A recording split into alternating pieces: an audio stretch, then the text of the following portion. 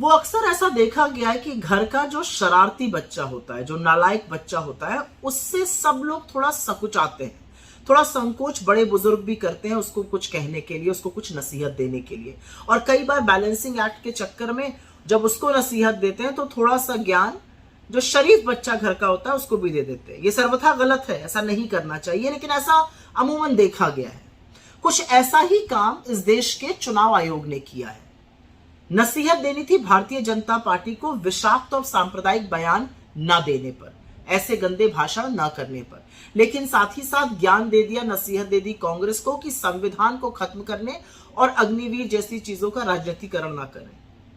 ये कौन सी नसीहत है? ये लोकतंत्र है, और लोकतंत्र में अगर इस संविधान की बात नहीं होगी, संविधान को सशक्त करने की, संविधान को संबल बनाने की, संवैधानिक हितों की, संविधान को सर्वोपरि रखने की, तो चुनाव ही क्यों हो रहा है? असलियत तो यह है कि चुनाव भी इसी संविधान के निहित हो रहा है।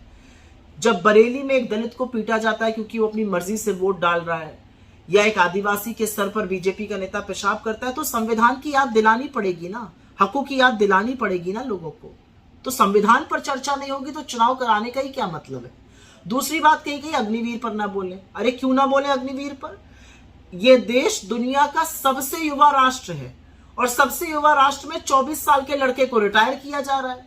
और रिटायर करने से ना ही सिर्फ सेना का मनोबल तोड़ा जा रहा है, बल्कि हमारी सरहदों की सुरक्षा, हमारी भूभाग की अखंडता के साथ और इन बच्चों के भविष्य के साथ खिलवाड़ किया जा रहा है। सेना को भी ठेके पर चला दिया।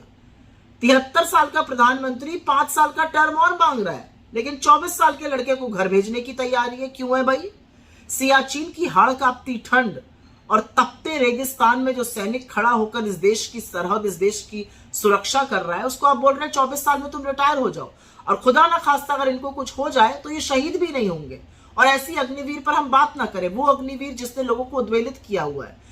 तो मैं एक बात का शुक्रिया अदा करना चाहती हूं कि अंततोगत्वा चुनाव जो है वो युवाओं के हक पर, संविधान पर, आरक्षण पर, ऐसी चीजों पर, मूल मुद्दों पर आकर रुक गया है। हमें यह बताने का साधुवाद कि अगले 2 चरण इस संविधान को बचाने की मुहिम को और तेज करना है, इस संविधान को सशक्त करने की आवाज को और बुलंद करना है।